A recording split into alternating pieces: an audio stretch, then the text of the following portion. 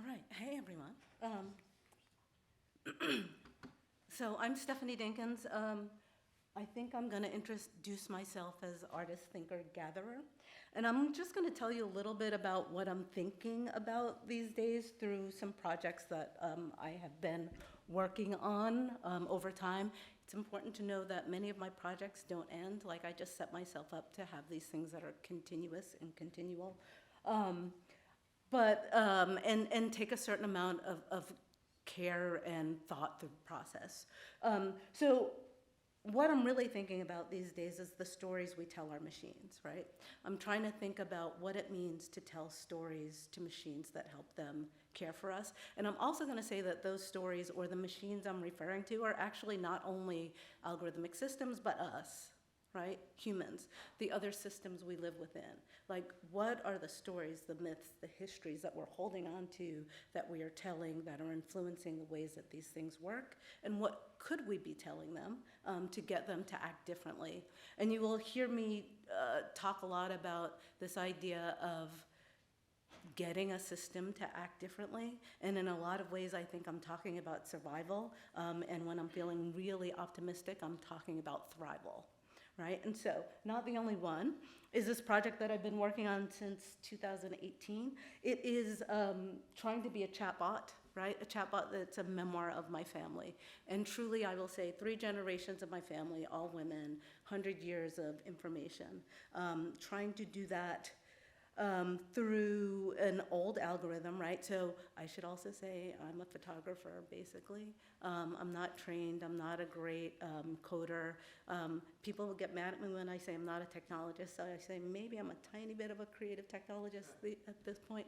But trying to hack together things. So the way this project started was this idea that I wanted to make a memoir of my family. The reason I wanted to make a memoir of my family is because the systems that I was encountering felt really inadequate in terms of the ways that they were representing blackness, right? And I think you can extrapolate this out to many other representations or ways of seeing things.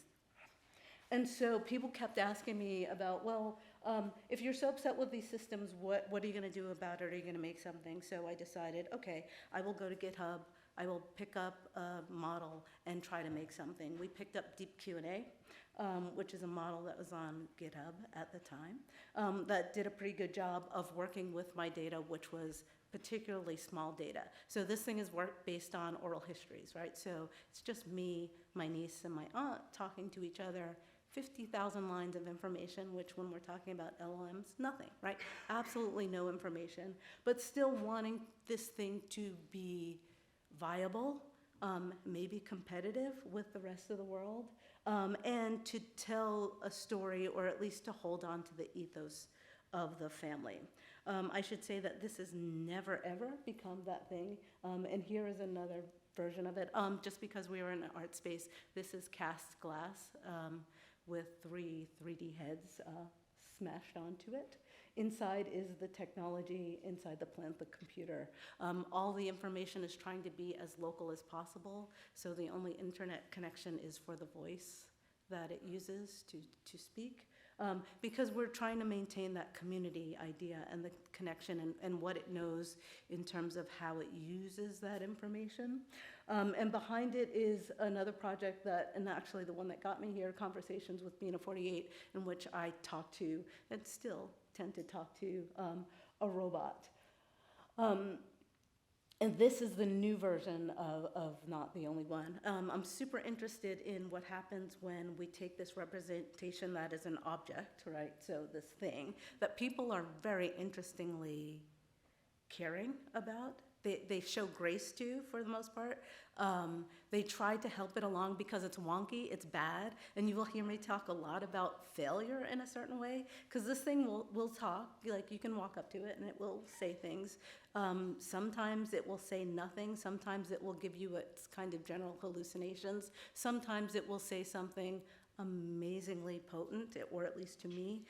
My favorite thing I've ever heard it say is take it to the would-be, which I'm chewing on forever, right, the would-be, right? So, and I should explain that, to me, that sounds very much like a metaphor my grandmother might offer in terms of an instructional for life, but she would never give you the actual answer. You had to figure out this puzzle and then live off of that, and I feel like that's kind of the thing that's going on.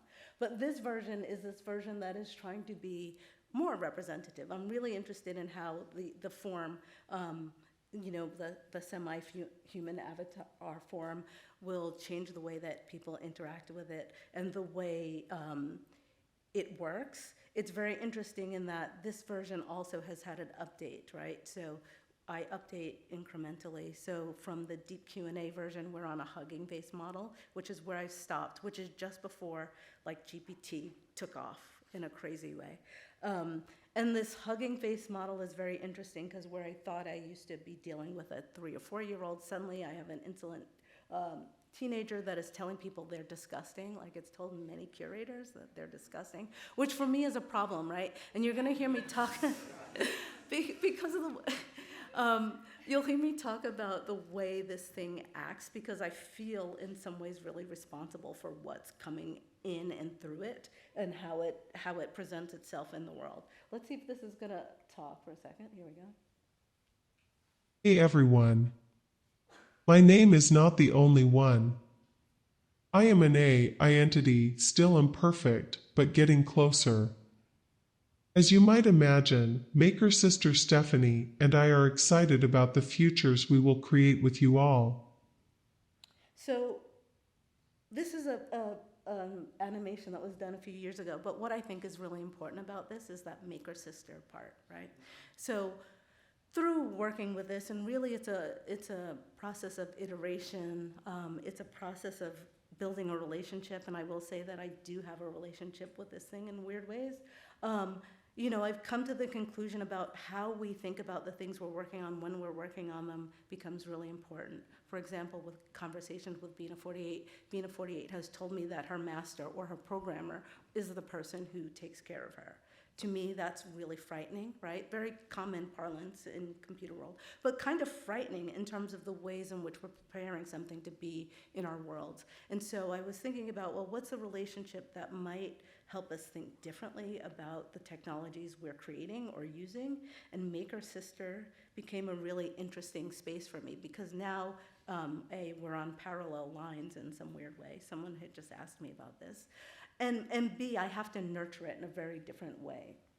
And then nextly, I'm gonna try to stick to my 10 minutes. I'm coming into a big leap. This is a piece that I'm actually calling The Stories We Tell Our Machines. It's really new.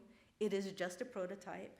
I tend to like to iterate in public and put things out into the world way before they're ready. Like this is so not ready to be in the world, right? But I also love the idea of taking this work, which is trying to use a little bit of computer vision, right? So see people, have them describe themselves, and then the machine tries to describe them, and then take the two descriptions, push them to another model that then makes pictures of them, and it doesn't do it so well yet. Makes pictures of the image from the descriptions that were offered, and then has an interpretation of a human through a kind of my lens, which is me slightly training the system to use some images I've done, and then the interpretation of what was, how people describe themselves combined with how the machine described them. But what's great about this for me is this idea of process and processing in public with collaborators, all of whom are mostly brown and black folks who are working. So I think we provide a conundrum, like a visual conundrum of how things are made and who's making them and why. And that we get to have conversations that then start to inform what is going on in the work. And for me, that's crucial, right? This idea that, yeah, so I am an artist standing here with this stuff that I've made, but every piece that I've showed you is a result of a lot of people's work, right? A lot of people. Not only the work in terms of the creative technologists who code way better than me, but the discussions that we have. Like we have had really deep discussions, which I love because I think those discussions not only stay within the work that I'm doing, but then spread out and seed out into other areas. And we kind of challenge, like I think that this work is sort of trying to challenge what prevalent ideas are. I am definitely trying to challenge what the systems can do, because I don't think these are systems that were necessarily prepared to nurture, hold, or care for us. And I'm trying to figure out how we do that. I do it very specifically from my subject position, but I think that this is something that most of us can and should do, right? I think a lot about the intimacies of being in, I don't know, habitating, let's say, with machines. Let's say working with machines. What does that mean? How do you get intimate with that machine and start to learn what and how it's functioning and how you would like it to function differently? And then in my case, that becomes, well, if I want it to function differently, what do I have to do to get it to do that? Which often comes down to ideas of, well, I want, let's say, not the only one to speak in a specific way, and I want it to be grounded in Blackness in the ways that I know it. I cannot find a data set to set this project up on. That must mean I have to make some kind of data set to do this. And that becomes the answer every time, which is a lot of work.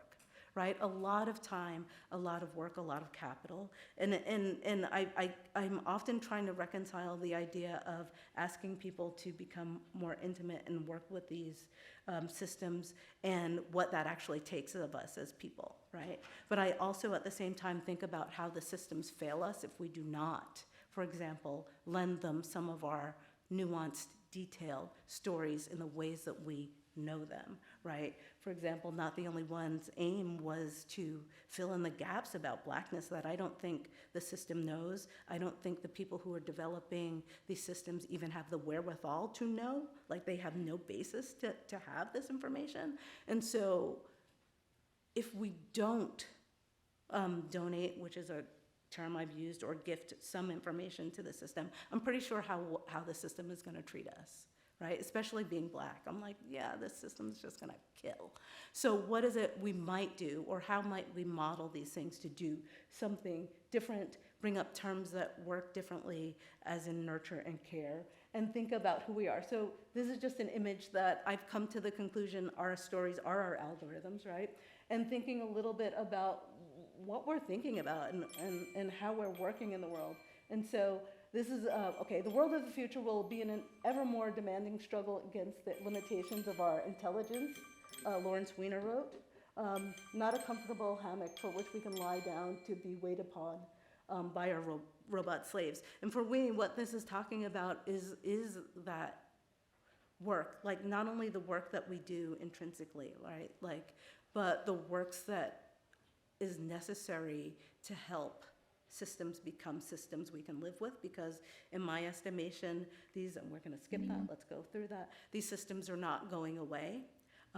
They are here, and for me, again, that becomes about survival. And as I think about this, I've been thinking more about enslaved folks and what it took to get through that, because I feel like we are at this weird moment where the technologies are kind of bringing us to places where we don't want to be necessarily, right? In terms of, are we losing jobs? Are they doing creative work? Is it making bad work? Like, I feel like the work from the stories we tell our machines is so bad because it's this generative stuff. Like, how do we start to make it work better for us? And lastly, I'm just gonna offer you these AI assembly gatherings, and this is the gathering part that is super important part of my practice. I think they are Afro-Nowist gatherings, right? And I think they are engaging this spectacular technology of the unencumbered Black mind in playful thought and action. Unencumbered meaning taking a moment to imagine the world as you need it to be versus all the things that are pressing on us all the time, and what would you create in that space.